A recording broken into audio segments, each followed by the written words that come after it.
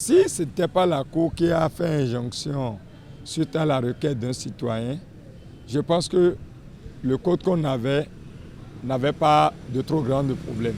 Si on voit qu'ils ont dit que bon, normalement, c'est les députés, on doit faire les élections législatives avant de faire les élections, comment dirais-je, présidentielles. Normalement, c'est les nouveaux députés qui vont parrainer le président. Pourquoi? Parce que ceux-là qui sont là, ils sont partants. Et ils ne sont pas sûrs de encore revenir. Donc eux là, ils peuvent dire, bon, comme moi je suis partant, ils peuvent comment dirais-je, parrainer n'importe qui, faire du désordre. Parce qu'ils ne sont pas là pour travailler avec le Pierre. Vous voyez? Cette proposition-là, est-ce qu'elle est juridique? Quand est-ce que ceux-ci, ceux dont parle, vont parrainer? C'est-à-dire, quand il y a déjà un ancien maire qui est encore là et qu'on n'a pas encore installé le nouveau maire, est-ce que c'est le nouveau maire qui va installer? Ce n'est pas possible. Ce n'est pas possible qu'on me dise que c'est le nouveau maire qui n'est pas encore installé qui va parrainer. Mais c'est un désordre. Ils n'ont qu'à nous laisser avec cette affaire de révision.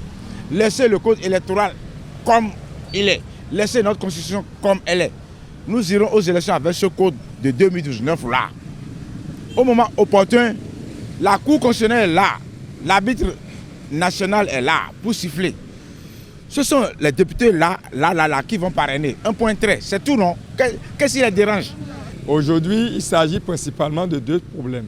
La légitimité et la légalité de ces députés ou maires et maires qui devront parrainer les candidatures des présidentielles de 2026. Nous sommes des avertis. Le peuple est suffisamment averti. Je dis à l'Union progressiste de ne pas tromper le peuple avec le vocabulaire qui tienne. Vous savez, la loi n'est pas rétroactive.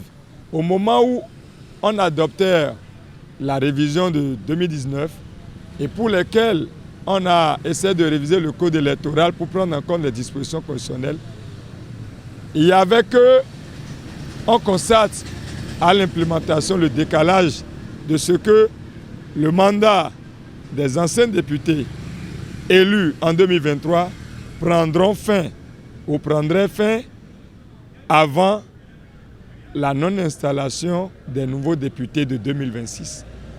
Et là, le problème de légitimité se pose.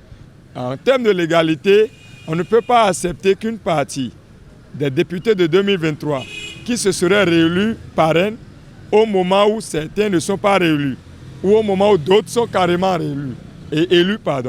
Donc, l'Union progressiste, le renouveau a essayé de proposer un décalage en matière de dépôt.